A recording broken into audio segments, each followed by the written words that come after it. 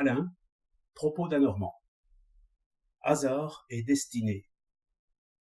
Nous sommes encore pourris de théologie. Lorsqu'un homme est mêlé à quelque accident d'automobile et s'en tire avec une écorchure, nous disons qu'il a été sauvé comme par miracle. Car, pensons-nous, s'il avait été assis à droite, il y passait.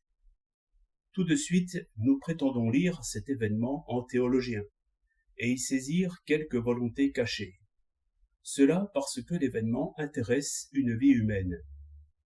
Inversement, si nous considérons la victime, nous nous étonnons de toutes ces coïncidences, sans lesquelles l'accident n'aurait pas eu lieu.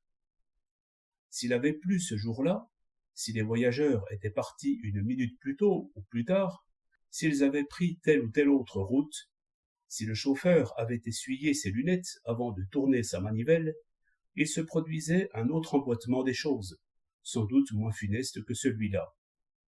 De tels raisonnements sont sans fin, car le plus petit changement de la plus petite circonstance rendait le choc impossible.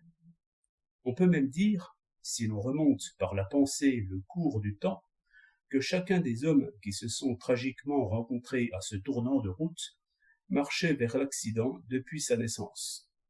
Car la situation de chacun d'eux dans le monde dépend toujours de celle qui l'occupait une seconde avant. Notre imagination n'a pas de peine à changer quelques-uns de ces petits événements, et à écarter ainsi l'image insupportable. Mais pourtant, elle fut. Les choses nous y ramènent.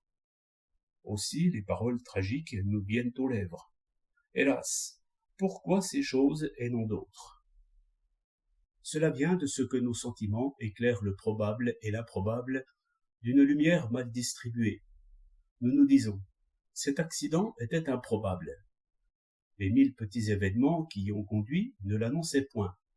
Nous n'arrivons pas à faire un événement de si grande importance en composant entre eux des événements de si peu d'importance. Alors, renonçant à expliquer ce qui a suivi par ce qui a précédé, nous pensons à l'envers, et nous expliquons les causes par l'événement lui-même. Nous imaginons que tout allait vers l'événement comme vers une fin posée d'avance. D'où les idées de providence, de destinée ou de fatalité. En somme, nous revenons à la théologie. Pour écarter tous ces dieux, qui ne servent qu'à aggraver nos malheurs, il est utile de considérer un événement sans importance, et de s'entraîner à admirer les coïncidences qu'il suppose. Cette feuille de papier sur laquelle j'écris a été arbre dans quelque forêt.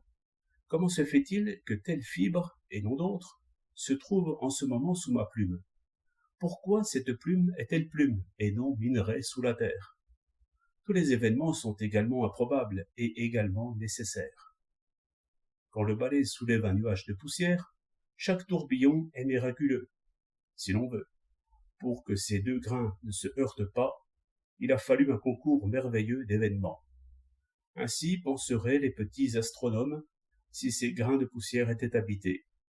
Et, s'ils étaient très savants, peut-être adoreraient-ils le balai. 10 mai 1908.